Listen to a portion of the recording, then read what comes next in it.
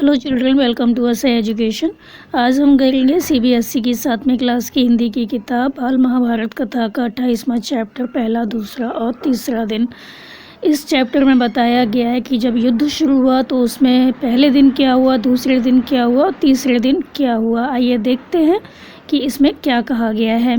तो जो कौरवों की सेना थी उसके अग्रभाग पर प्रायः दुशासन ही रहा करता था और पांडवों की सेना के आगे भीमसेन। तो जो कौरव की सेना थी उसके अग्रभाग पर, आगे के भाग पर हमेशा दुशासन रहता था और पांडवों की सेना के आगे भीमसेन रहता था। तो बाप ने बेटे को मारा, बेटे ने पिता के प्राण लिए, भांजे ने मामा का वध किया, मामा ने भांजे का काम तमाम किया। तो इस युद्ध में क्या हो रहा था, जो बाप था वो बेटे को मार रहा था, जो बेटा था वो पिता के प्राण ले रहा था और जो भांजे थे वो मामा का वध कर रहे थे, जो मामा थे वो भांजे का काम तमाम कर रहे थे। तो युद्ध का ये दृश्य था। तो पहले दिन का जो युद्ध था उसमें क्या हुआ, जो भीष्म थे उन्होंने पांडवों पर ऐसा हमला किया कि पांडवों की सेना थर्रा उठी, कांप उठी। तो युधिष्ठिर के मन में भय छा गया, उसको डर लग रहा था कि क्या होगा क्या नहीं होगा। तो जो दुर्योधन था वो बहुत अधिक प्रसन्न था। पांडव घबराहट के मारे क्या करते हैं, श्री कृष्ण के पास जाते हैं और जो श्री कृष्ण होते हैं वो युधिष्ठिर और पांडव सेना का धीरज बंधाने लगते हैं, उनको धीरज बंधाते हैं, उनको सांत्वना देते हैं कि सब ठीक हो जाएगा। तो पहले दिन के युद्ध में पांडव सेना की जो दुर्गति हुई उससे सबक लेकर पांडव सेना के नायक धृष्टद्युम्न ने दूसरे दिन बहुत ही सतर्कता के साथ व्यूह रचना की।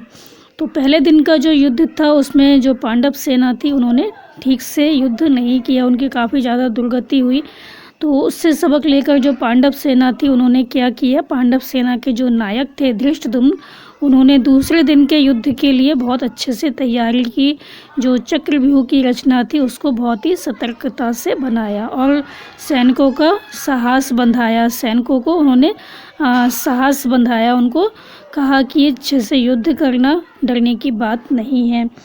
तो सारी कौरव सेना में 3 ही ऐसे वीर थे जो अर्जुन का मुकाबला कर सकते थे। तो जो कौरव की सेना थी उसमें 3 ऐसे वीर थे जो अर्जुन का मुकाबला कर सकते थे, वो थे भीष्म पितामह, द्रोणाचार्य और कर्ण। अब क्या होता है, सारे कौरव वीरों को अपना प्रतिरोध करते हुए देखकर जो अर्जुन होते हैं वो अपना गांडीव जो था, धनुष था, उसको हाथ में लेकर बहुत ही कुशलता के साथ युद्ध करते हैं।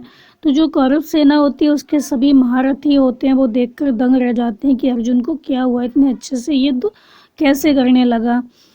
फिर जो भीष्म पितामह होते हैं वो अर्जुन पर बहुत ज़ोरों से हमला कर देते हैं। इस प्रकार अर्जुन और भीष्म पितामह के बीच काफ़ी देर तक युद्ध होता रहता है, फिर भी हार जीत का कोई निर्णय नहीं हो पाता, कोई फैसला नहीं हो पाता। तो एक ओर तो ये अद्भुत युद्ध हो रहा था, तो दूसरी ओर द्रुपद का जो पुत्र था धृष्टद्युम्न, वो द्रोणाचार्य का जन्म से ही शत्रु था, बैरी था और वो युद्ध जो था वो अपने आचार्य के साथ ही कर रहा था।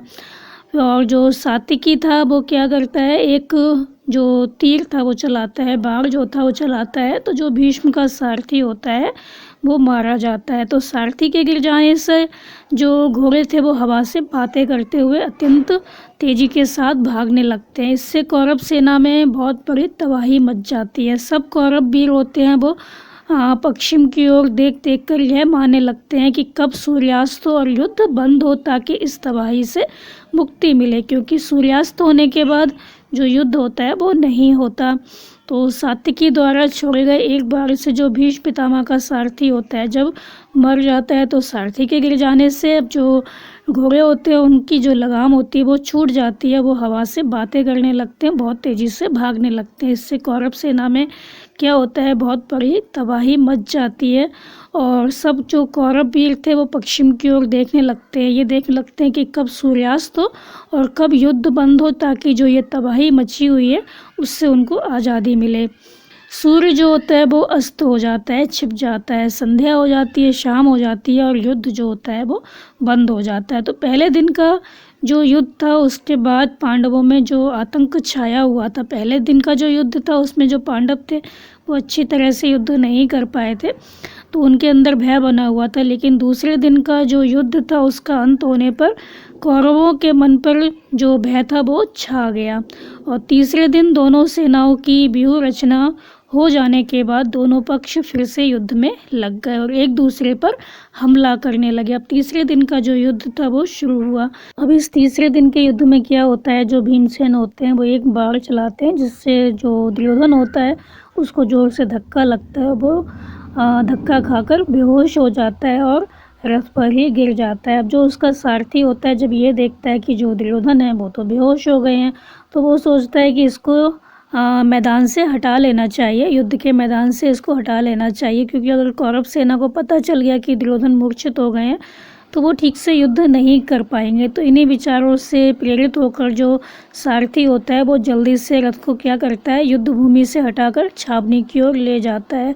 किंतु उसने जो सोचा था कि ऐसा होगा वैसा नहीं होता, उसका उल्टा ही होता है। अनुशासन के टूटने और सेना में खलबली मच जाने का कारण वह स्वयं ही बन गया। तो उसने अनुशासन का पालन नहीं किया और सेना में खलबली मच जाती है, जिसका जिम्मेदार कौन होता है, वो सारथी स्वयं ही होता है। तो सैनिकों में क्या होता है, भगदड़ मच जाती है। इधर जो पांडवों की सेना थी उसमें काफ़ी आनंद छाया हुआ था, वो बहुत अधिक प्रसन्न थे। तो दिन के पहले भाग में उन्होंने कौरव सेना पर जिस प्रकार हमला करके उसे तितर बितर कर दिया था, तो उन्हें इस बात की आशा नहीं थी कि भीष्म इस बिखरी हुई सेना को फिर से इकट्ठा करके उन पर टूट पड़ेंगे। तो दिन के पहले भाग में क्या हुआ था, जो कौरव सेना थी काफ़ी तितर बितर हो गई थी, पांडवों के हमले से बिखर गई थी। लेकिन उसको इस बात की आशा नहीं थी पांडवों को कि जो भीष्म पितामह थे वो अपनी इस बिखरी हुई सेना को इतनी अच्छी तरह से इकट्ठा कर पाएंगे। तो जो भीष्म पितामह होते हैं वो क्या करते हैं, अपनी बिखरी हुई सेना को फिर से इकट्ठा करते हैं और पांडवों पर टूट पड़ते हैं। तो जो भीष्म होते हैं वो क्या करते हैं, एक ऐसा भयानक हमला करते हैं पांडवों की सेना पर कि पांडवों की सेना के पांव उखड़ जाते हैं और जो सेना थी वो अनुशासन में नहीं रह पाती। तो भीष्म ने ऐसा भयानक हमला किया कि पांडव सेना के पांव उखड़ गए। श्री कृष्ण, अर्जुन और शिखंडी के प्रयत्नों के बावजूद, उनके प्रयास के बावजूद जो सेना थी वो अनुशासन में नहीं रह पाई। तो भीष्म के छोड़े गए कई जो बाण होते हैं वो अर्जुन और श्री कृष्ण के शरीर पर लग ही जाते हैं। इस पर जो श्री कृष्ण होते हैं उनको बहुत ज़्यादा गुस्सा आ जाता है, उनसे रहा नहीं जाता। तो वो ये ठान लेते हैं कि वो खुद ही जाएंगे और भीष्म को मारेंगे। तो अर्जुन ये देखकर सन्न रह जाते हैं, उनको बहुत ज़्यादा अचंभा होता है कि जो श्री कृष्ण भगवान है वो क्या करने जा रहे हैं। तो उन्होंने ये सोचा भी नहीं था कि श्री कृष्ण भगवान ऐसा करेंगे। तो वो सोचते हैं कि अगर वो ऐसा करते हैं तो इससे तो बहुत ज़्यादा अनर्थ हो जाएगा। तो जो अर्जुन होते हैं वो रथ से उतरते हैं और कृष्ण के पीछे जाते हैं। तो अर्जुन के आग्रह करने पर, उनके से विनती करने पर श्री कृष्ण भगवान जो होते हैं वो वापस लौटकर फिर से अर्जुन का जो रथ होता है उसको हाँकने लगते हैं।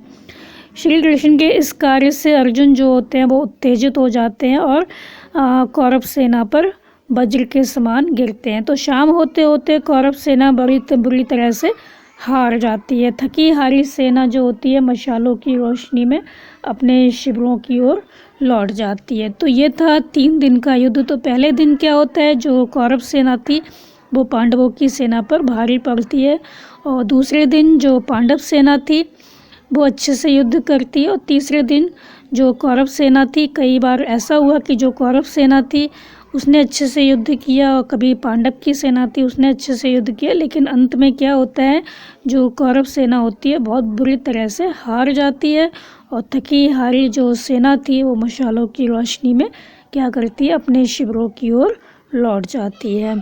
तो यहाँ पर जो आपका चैप्टर है वो ख़त्म हो गया बच्चों। आप इसको अच्छे से समझ कर याद कर लीजिए और हमारे चैनल असहाय एजुकेशन को लाइक कीजिए, सब्सक्राइब कीजिए और शेयर करना बिल्कुल मत भूलिए। Thank you.